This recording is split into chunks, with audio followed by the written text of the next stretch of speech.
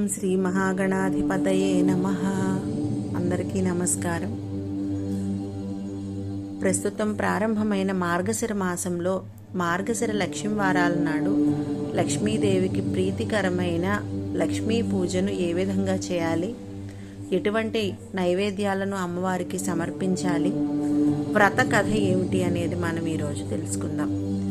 మార్గశిర మాసంలో ప్రతి గురువారం నాడు ఉదయాన్నే నిద్రలేచి ఇల్లు శుభ్రం చేసుకుని తలస్నానం చేసి, తలస్నానం చేయటం అంటే తలంటు కుంకుడుకాయలతోనో షాంపూతోనో లక్ష్మీవారం నాడు తలరుద్దుకోకూడదండి.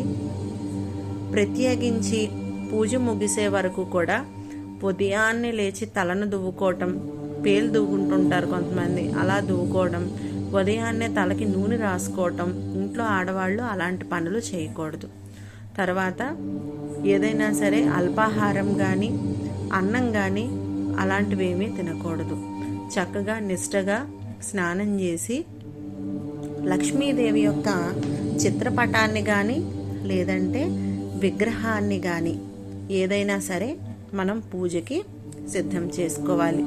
సిద్ధం చేసుకున్న తర్వాత గణపతి పూజ చేసి చక్కగా గణపతికి కూడా ధూపదీప నైవేద్యాలతో పూజ ముగిసిన తర్వాత లక్ష్మీ అమ్మవారికి అధాంగ పూజ కానీ షోడశ పూజ కానీ లేకపోతే అష్టోత్తరమో సహస్రమో మన శక్తి కొలది మనము పూజ చేసి నైవేద్యాలను అమ్మవారికి సమర్పించి తాంబూలము, మంత్రపుష్పము, హారతి అన్నీ అయిన తర్వాత ఆ మార్గశిర లక్ష్మీ వారాల కథను చెప్పుకొని అక్షింతలు వేసుకోవాలి.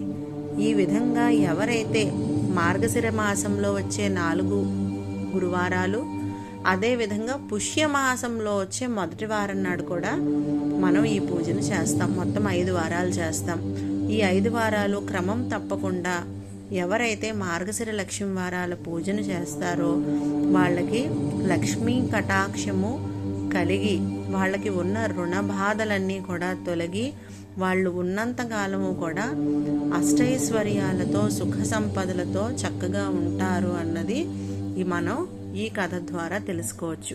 అయితే విశేషం ఏమిటి అంటే మార్గశిర లక్ష్మీ వారాల్లో అమ్మవారికి ఒక్కొక్క వారము ఒక్కొక్క నైవేద్యాన్ని సమర్పించాలి. అవేంటో ఇప్పుడు నేను చెప్తాను. మొదటి గురువారము పులగం సమర్పించాలి. రెండవ గురువారము అట్లు తిమ్మనము నైవేద్యంగా పెట్టాలి. మూడవ గురువారము అప్పాలు పరమాన్నము నైవేద్యంగా పెట్టాలి. 4వ గురువారము చిత్రాన్నము గారెలు.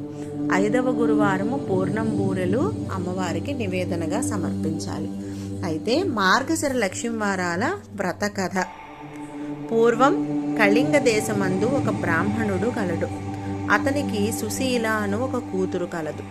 ఆమెకు చిన్నతనమున తల్లి చనిపోయినందున సవతి తల్లి పిల్లలను ఎత్తుకొమ్మని చెప్పుచూ కొంచెం బెల్లం ఇచ్చేది.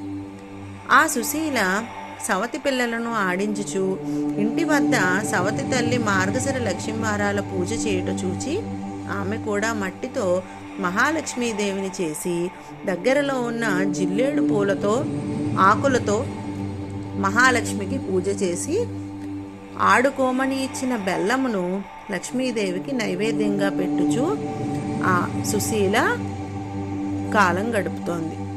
ఇలా కొన్నాళ్లకు సుశీలకు వివాహమైంది. అత్తవారింటికి పోవుచు తాను తయారు చేసుకున్న లక్ష్మీదేవి మట్టి బొమ్మను తీసుకుని వెళ్ళింది. ఇలా వెళ్ళిన వెంటనే కన్నవారు నిరుపేదలు అయినారు. ఈమె ఇంట మహాదైశ్వర్యవంతురాలై మహాలక్ష్మి తాండవిస్తూ అష్టైశ్వర్యాలను అనుభవిస్తోంది. పుట్టింటి వారు మాత్రం కటిక దరిద్రులైపోయారు. ఆ సంగతి తెలుసుకొని సుశీల చాలా బాధపడింది. తల్లి దరిద్రమును భరించలేక కొడుకును పిలిచి, నాయన నీ అక్క ఇంటికి వెళ్ళి ఏవైనా డబ్బులు తీసుకుని రమ్మని చెప్పి పంపించింది.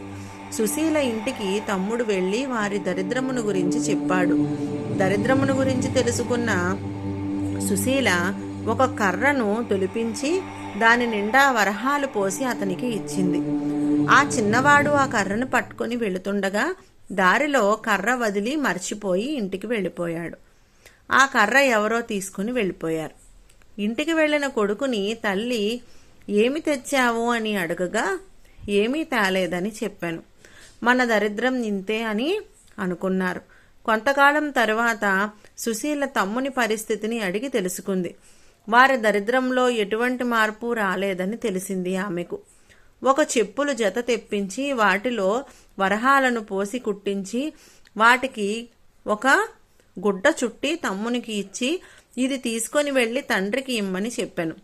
సరే అని తీసుకొని వెళ్ళి మార్గమధ్యంలో దాహం వేసి ఒక చెరువు గట్టున చెప్పులు మూటను అక్కడ పెట్టి నీరు త్రాగడానికి అతను వెళ్ళి వచ్చేసరికి ఆ చెప్పుల మూటను ఎవరో తీసుకొని పోయారు.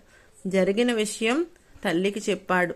తల్లి జరిగిన దానికి బాధపడి మన దరిద్రం ఇలాగే ఉంటే మనకి ఏది ప్రాప్తిస్తుంది అని అనుకుంది. మరలా కొన్నాళ్లకు కొడుకును పంపిస్తూ ఈసారైనా జాగ్రత్తగా అక్క ఇచ్చినవి తీసుకుని రమ్మని చెప్పింది. అక్కకు పరిస్థితి ఇదివరకు ఉన్నట్లే ఉందని తమ్ముడు చెప్తాడు.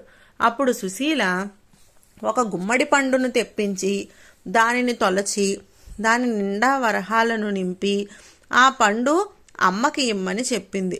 సరే అని తీసుకువస్తుండగా సాయం సమయంలో ఒక చెరువు వద్ద వచ్చి దాన్ని గట్టు మీద ఉంచి సంధ్యావందనం చేసుకునే సమయంలో ఒక బాటసారి ఆ గుమ్మడి పండును తీసుకుని వెళ్ళిపోతాడు. ఆ కుర్రవాడు గట్టు మీదకు వచ్చి పండు వెతకగా కనిపించదు. ఏమీ చేసేది లేక ఇంటికి వెళ్ళాడు. తల్లి ఏం తెచ్చావని అడగగా జరిగింది చెప్తాడు. తల్లి విచారించి కొన్నాళ్లకు తల్లి ఇంటి దగ్గర పిల్లలను ఉంచి కూతురు దగ్గరకు వెళ్ళింది. తల్లిని చూచి సుశీల వారి దారిద్ర్యమును గురించి తెలుసుకొని చింతించి మార్గశిర లక్ష్మీవారం నోము నోచిన ఐశ్వర్యం వచ్చునని తలచినది. అమ్మా, ఈరోజు మార్గశిర లక్ష్మీవారం, నోట్లో ఏమీ వేసుకోకు, మనం వ్రతం చేసుకుందామని చెప్పాను. ఆమె కూడా అలాగే నేనేమైనా చిన్నదాననా, ఎందుకు తింటాను అని చెప్పి పిల్లలకు చద్దన్నం పెట్టి నోట్లో ఒక ముద్ద మర్చిపోయి వేసేసుకుందట. కూతురు వచ్చి అమ్మా స్నానం చేయి, మనం వ్రతం చేసుకుందాము అంది. అప్పుడు జరిగినది తల్లి చెప్పినది. ఆ వారం కూతురు మాత్రమే వ్రతం చేసుకుంది. రెండవ వారం వ్రతం చేసుకుందామని అనుకుంది.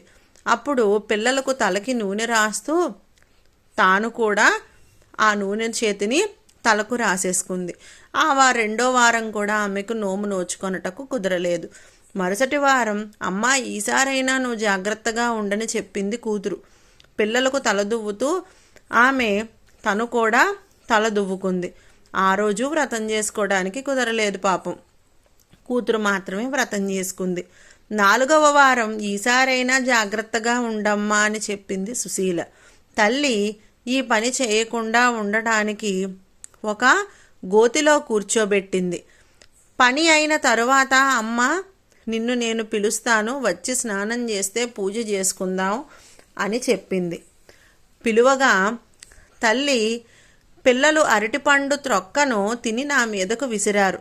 ఆ గ్రోతిలో నేనేం చేయాలో నాకు తోచక నేను అరటిపండు తొక్కను తినేశానని చెప్పిందట.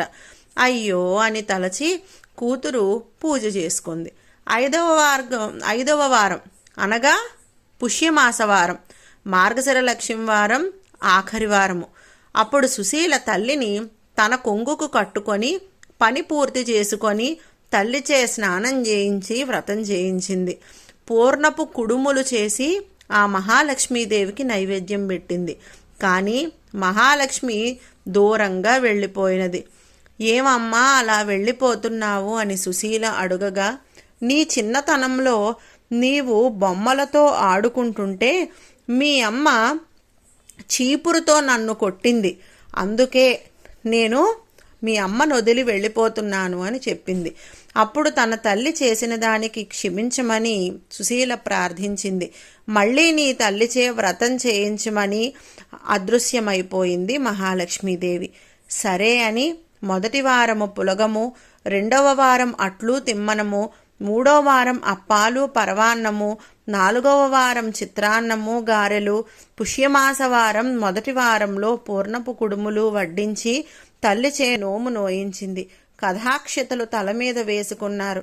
అప్పటి నుంచి ఆమెకు సకల సంపదలు కలిగి అత్యమున విష్ణులోకమునకు వెళ్ళారు.